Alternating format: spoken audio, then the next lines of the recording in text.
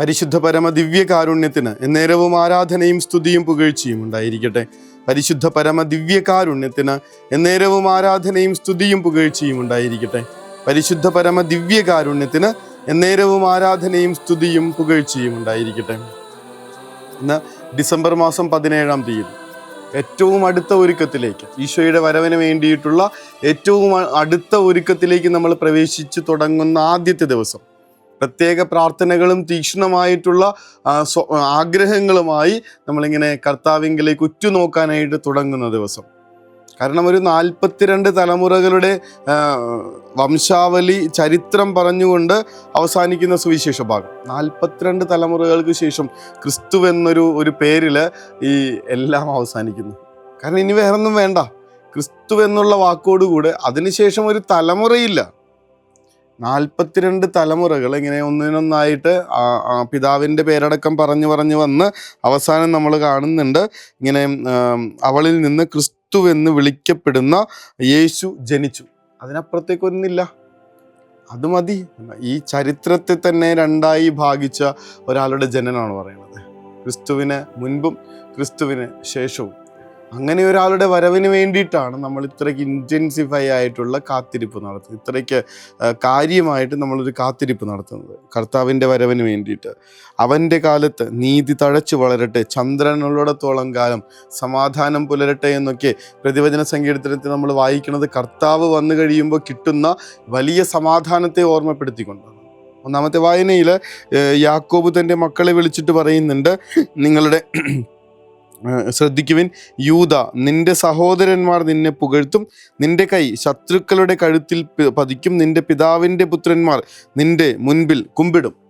ബാക്കിയുള്ളവരൊക്കെ ഈ 42 തലമുറകളിങ്ങനെ കരം കൂപ്പി നിൽക്കാൻ പറ്റുന്ന വിധത്തിൽ, കരം കൂപ്പി നിന്നു പോകുന്ന വിധത്തിൽ വചനം പറയുന്നുണ്ടല്ലോ, സകല തലമുറകളും എല്ലാ ജനതകളും അവൻ്റെ മുൻപിൽ ഇങ്ങനെ മുട്ടുകൾ മടക്കും.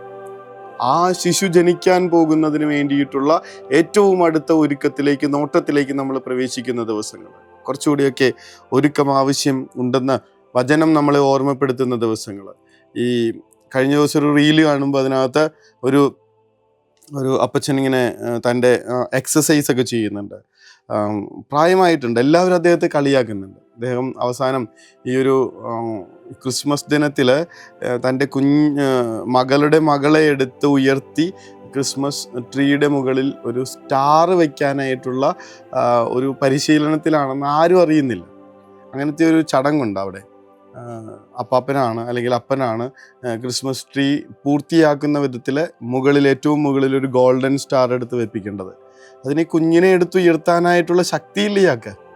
അപ്പോൾ ഈ കൊച്ചിനെ ഉയർത്താൻ വേണ്ടിയിട്ടുള്ള ബലം കിട്ടാൻ വേണ്ടിയിട്ടുള്ള ഡിസംബർ ആരംഭിക്കുന്നു എന്ന് കേൾക്കുന്ന ആ ദിവസം അയാൾ പരിശീലനം തുടങ്ങുന്നതാണ്.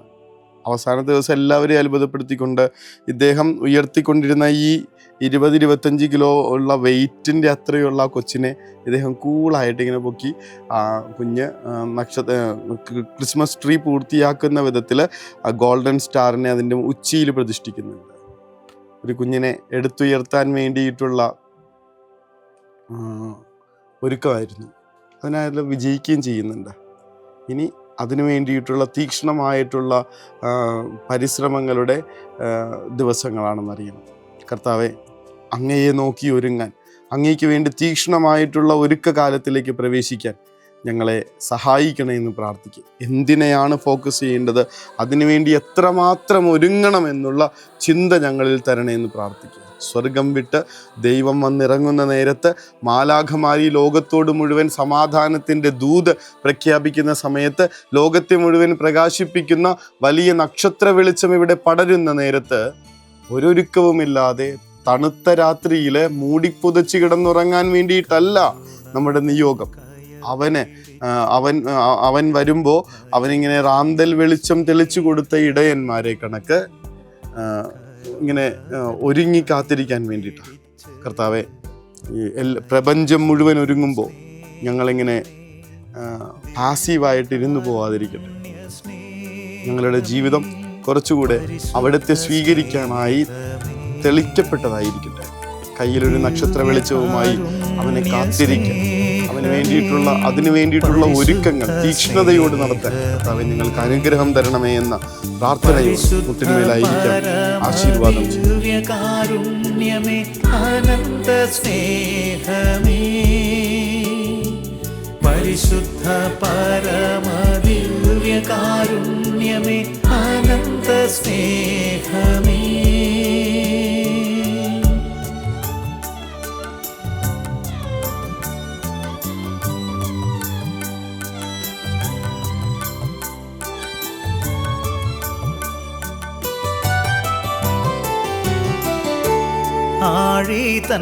പരിശുദ്ധ പരമ ദിവ്യകാരുണ്യത്തിന് എന്നേരവും ആരാധനയും സ്തുതിയും പുകഴ്ചയും ഉണ്ടായിരിക്കട്ടെ. പരിശുദ്ധ പരമ ദിവ്യകാരുണ്യത്തിന് എന്നേരവും ആരാധനയും സ്തുതിയും പുകഴ്ചയും ഉണ്ടായിരിക്കട്ടെ. പരിശുദ്ധ പരമ ദിവ്യകാരുണ്യത്തിന് എന്നേരവും ആരാധനയും സ്തുതിയും പുകഴ്ചയും ഉണ്ടായിരിക്കട്ടെ.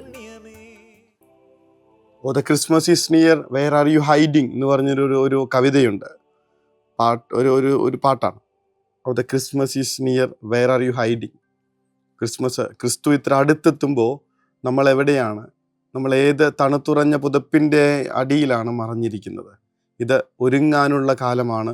നന്നായിട്ട് ഒരുങ്ങി ജ്വലിക്കാനായിട്ടുള്ള കാലമാണ്. മറന്നു പോകരുത്. ഈശോ അനുഗ്രഹിക്കട്ടെ. കരുണതൻ കയർ പിടിച്ച് നയിച്ചിടും സ്നേഹമേ ദിവ്യകാരുണ്യ സ്നേഹമേ പരിശുദ്ധ സ്നേഹമേ പരിശുദ്ധ പരമദിവ്യകാരുണ്യമേ അനന്ത സ്നേഹമേ പരിശുദ്ധ പരമദിവ്യകാരുണ്യമേ അനന്ത സ്നേഹമേ